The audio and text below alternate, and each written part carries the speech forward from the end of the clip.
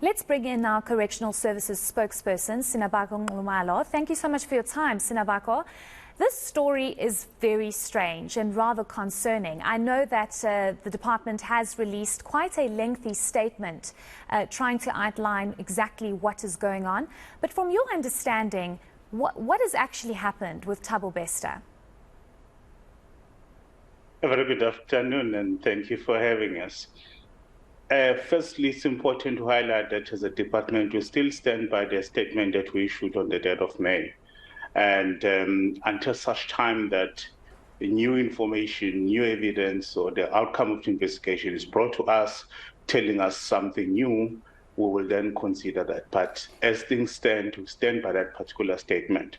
What happened is that we received a report from Mangaung Correctional Center, which is one of the private facilities, indicating that an inmate allocated or given that particular cell had died, and the body was removed, and we issued that statement.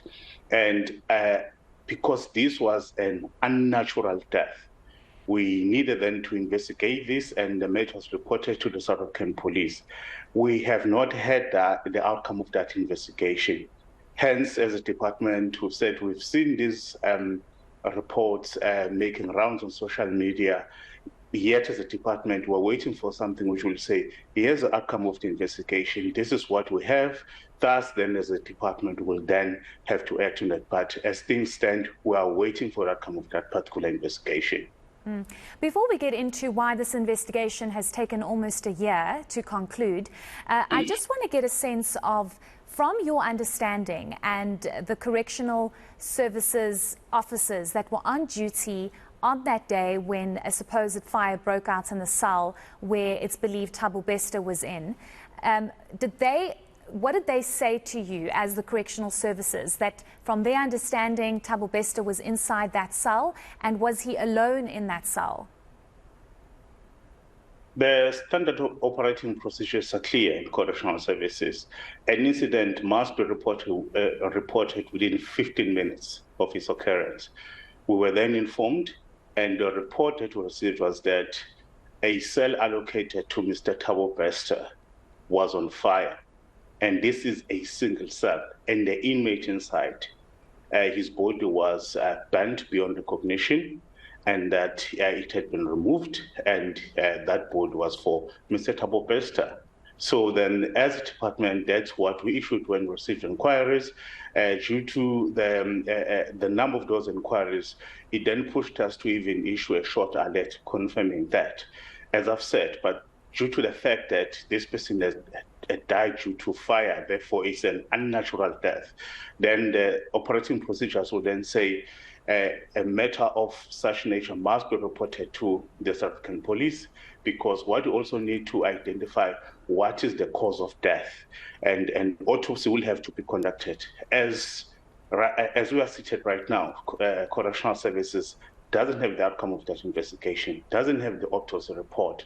Hence, then we are saying we've noted all these reports making rounds, yet as a department, we're yet to be informed in terms of the outcome of that.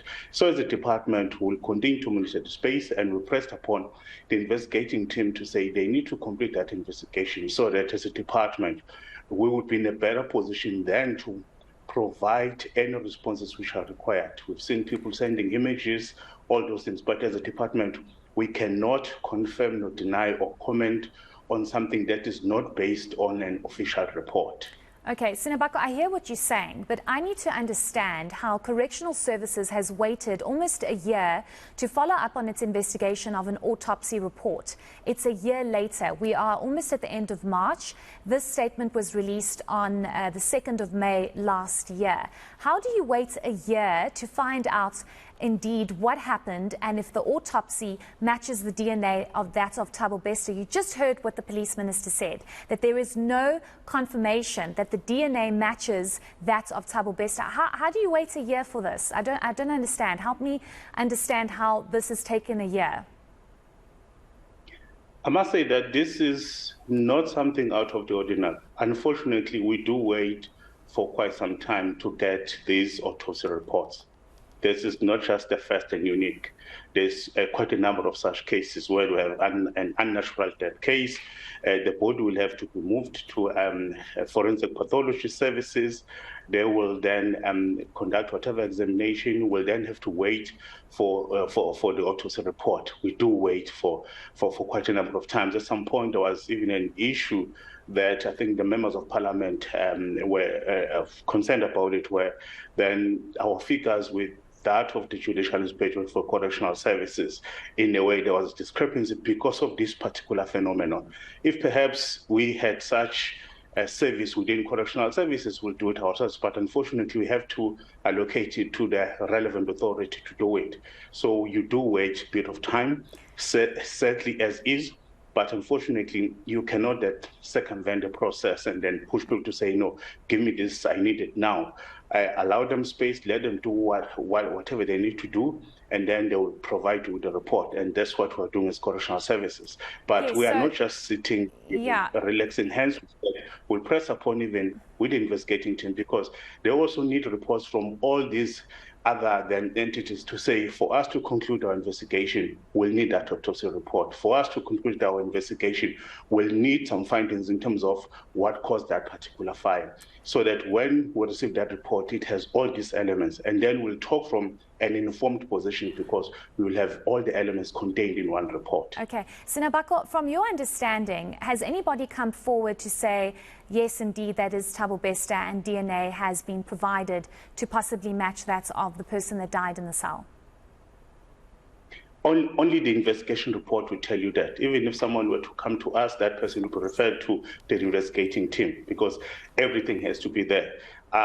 If you were then to take whatever view or reports from other people, you will then find it difficult then to have coherence with what the investigating team is doing. So when people come to us, we then have to refer them to the investigating team, so that at the end of the day, you have one complete report, which will then give you a breakdown of everything. And based on that report, you can even take that report to whatever institution, whatever platform, and say, as Correctional Services, this is what we are saying today, because it is informed by a proper investigation conducted by people who were appointed the correct way.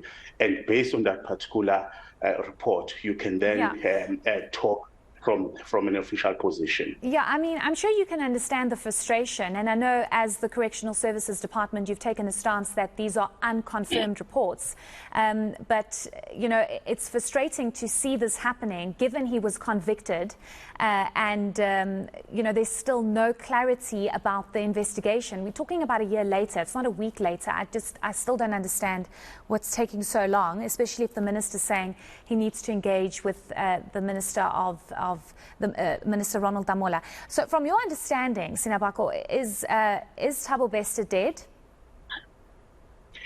If you listen to the Minister of Police, he's very clear in saying that the investigation is ongoing, affirming that it has not been concluded. And I've said as a department, we still stand by the statement that we issued on the 3rd of May 2022, until such time that new information is brought to us, until such time that the investigating team is done with its report and is presented to us. And then if there are findings telling us something on the contrary, and we've committed ourselves that we will then make the report public, because I think we owe it to the South Africans, especially even the victims of crime. And this issue has become a matter of public interest. We do understand frustrations of ordinary citizens. Hence, we are pressing upon the investigating team to say, you have to conclude this investigation, but we don't want to apply undue pressure to a point where they are then unable to do their work the correct way. Let them finish the investigation, give us the report, so that everybody will know exactly what happened here. So as a department, we still stand by that statement we issued on the 3rd of May 2022. So I'm not sure if this is within your scope, but many people have implicated a specific individual. I don't want to name her, but she's been implicated in all of this, to be engaging with the supposed alive Tubbo Besta. You know, who will be investigating these claims? Is this up to the police to do so, or will the Correctional Services institute its own investigation into this particular individual, but also reports of people saying that they have been engaging with Tubbo Besta not actually knowing that it's him? It will be irresponsible of the department to comment on the reports that you just see on social media and from other platforms. Sinabako, I'm sorry. I'm going to interject here. It's not irresponsible. There are images that are circulating with the striking resemblance. Yes, it is unconfirmed. We do not know. We understand investigations are going on. But surely, as a department that came out on the 2nd of May saying that Tubbo Besta was in that cell that caught fire, the police minister saying, actually, the DNA doesn't confirm that it was Tubbo Besta. These images emerge a year later. Surely there should be some form of responsibility taken and some kind of investigation, or a red flag and an alert to say, these images are striking. Let's further investigate or put pressure on the various departments to see what is actually going on. It might not be him, it might be him. But surely, as a department, you should be investigating this. What is wrong about allowing the investigating team to do its work? What is wrong about those people who may say they've information or they've seen this person going or approaching, even us referring them to the investigating team to say there are other voices here, or there are other people who are saying they have got information or substance data that may assist in that cause. There's nothing wrong with that. But what we are saying, and we cannot say these things the other way, we cannot be commenting on reports coming from various sources that are not emanating from the investigating team, because the investigating team must then say to the DCS, here's a report, here's an outcome from the investigation that we've conducted. Then from there, we can then talk with absolute confidence, because it is something that has been investigated and there are findings. But when people say, hey, look, here's someone looking like this one, then as a department, you can't just jump into that and say, okay, now we've got something new. That will mean we're undermining that particular structure which is investigating this particular matter. We understand the frustrations of ordinary citizens, but let us be afforded space so that when we talk on something, we are well informed, because an investigation has been conducted and there are findings made to that effect. Sure, fair enough. How much more space do you need? How long is this investigation going to take for it to be concluded? The moment the investigating team says we are done with our work, here's a report, that report will then be released. So you can't give me time frames, Sinabako? It is not advisable to say this particular time frame when you've got a structure that you've appointed to do that particular investigation. Okay, thank you so much for your time this afternoon. We do appreciate it. That is Correctional Services spokesperson Sinabako Nxumalo.